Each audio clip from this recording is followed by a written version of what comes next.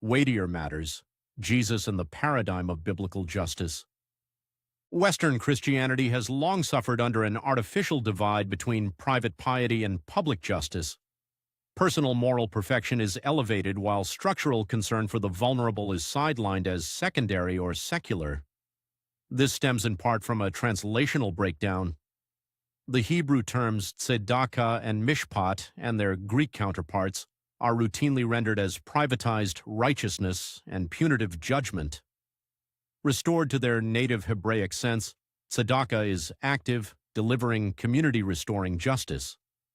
Mishpat is the structural vindication of those without power, the widow, the orphan, the poor, and the resident alien.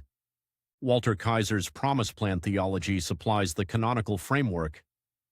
From the promise in Genesis 3:15 through Abraham, Sinai, David, the New Covenant promises of Jeremiah and Ezekiel, to the climactic fulfillment in Jesus the Messiah and the irrevocable calling of ethnic Israel in Romans 11, God's single progressive purpose unites deliverance with the demand for justice. This reading remains non-supersessionist and text-immanent. It rejects both the artificial discontinuities of classical dispensationalism and the spiritualizing tendencies that transfer concrete promises away from ethnic Israel. The divine counsel worldview sharpens the picture. In Psalm 82, Yahweh indicts the corrupt Elohim for judging unjustly and failing to give justice to the weak and the fatherless. Cosmic rebellion manifests as systemic earthly oppression. Jesus' ministry therefore operates as spiritual warfare. Every act of Mishpat reclaims territory under the Most High. The Exodus stands as the historical prototype. Yahweh sees, hears, knows, and comes down to deliver, not with internal comfort alone, but with concrete socio-economic and political rescue. At Sinai, the Torah becomes the charter of a liberated counter-community. Leviticus 19 fuses ritual holiness with economic justice. Leave the edges of the field, pay wages promptly, judge without partiality. When Israel later divorced cult from ethics, the prophets reasserted the priority. Micah 6:8 summarizes the requirement: do justice, love kindness, walk humbly with God. That triad becomes the direct antecedent of Jesus' weightier matters. In Matthew 23:23, Jesus confronts the Scribes and Pharisees. You tithe mint and dill and cumin, and have neglected the weightier matters of the law, justice and mercy and faithfulness. These you ought to have done without neglecting the others. Drawing from Isaiah's eschatological vision, his kingdom proclamation embodies a fourfold paradigm of justice from below. First, deliverance of the poor and economic justice. First-century Palestine saw an elite minority extract the majority's agrarian wealth through taxation, debt, and land seizure. Jesus begins in Nazareth by reading Isaiah 61, good news to the poor, liberty to the oppressed, the year of the Lord's favor. He diagnoses mammon as idolatry and calls the rich young ruler to divestment and redistribution. Second, dismantling of domination. Religious authorities maintain control through purity codes and oral traditions that monopolized access to God. Jesus heals the bent woman on the Sabbath in Luke 13, publicly exposing the ruler's hypocrisy and declaring her a daughter of Abraham set free without priestly mediation. Third, stopping violence and establishing peace.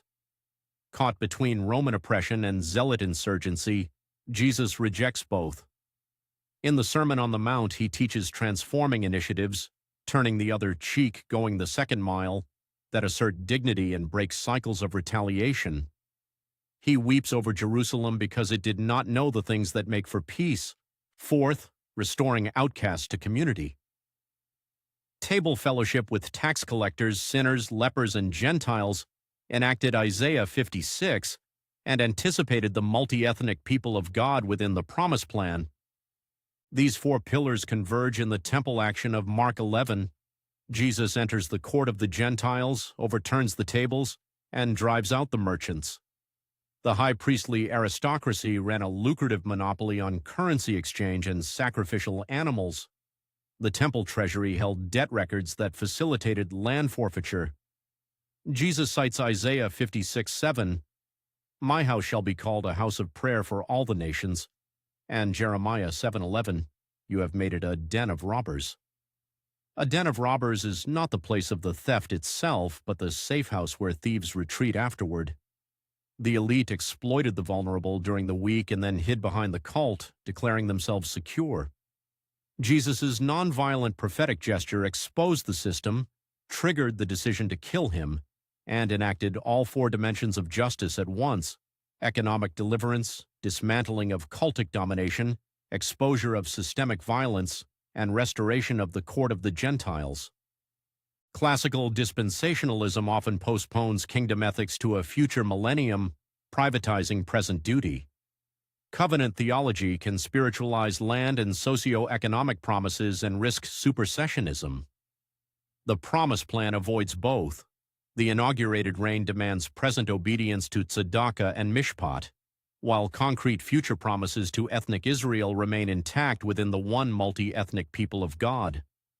Secular theories of justice, Aristotelian, Utilitarian, Libertarian, or Rawlsian, lack the covenantal, relational, and cosmic grounding of the biblical paradigm. Yet the Church need not adopt a purely sectarian posture. Concepts forged in the Christian tradition have historically shaped modern protections for the vulnerable. The diagnostic is clear: always assess situations with a view to whether injustice is present and how it might be confronted, asking what a just outcome would look like in terms of greed, domination, violence, and exclusion. When the Church practices this, ministry moves beyond transactional charity to structural transforming initiatives. It ceases to function as a robber's den and becomes a public counter-community that exposes structural sin, practices radical inclusion, and models nonviolent peacemaking. From the crushed serpent of Genesis 3:15, through the blessing of the nations in Abraham, the liberating charter at Sinai, the everlasting dynasty of David, the Spirit-written law of the New Covenant, to the irrevocable gifts and calling of Israel in Romans 11, the Promise Plan finds its ethical expression in communities that refuse to privatize the gospel. They practice the weightier matters of the law as the very shape of messianic vocation, until the day the Messiah returns to execute final justice, renew creation, and dwell with a restored, unified humanity forever.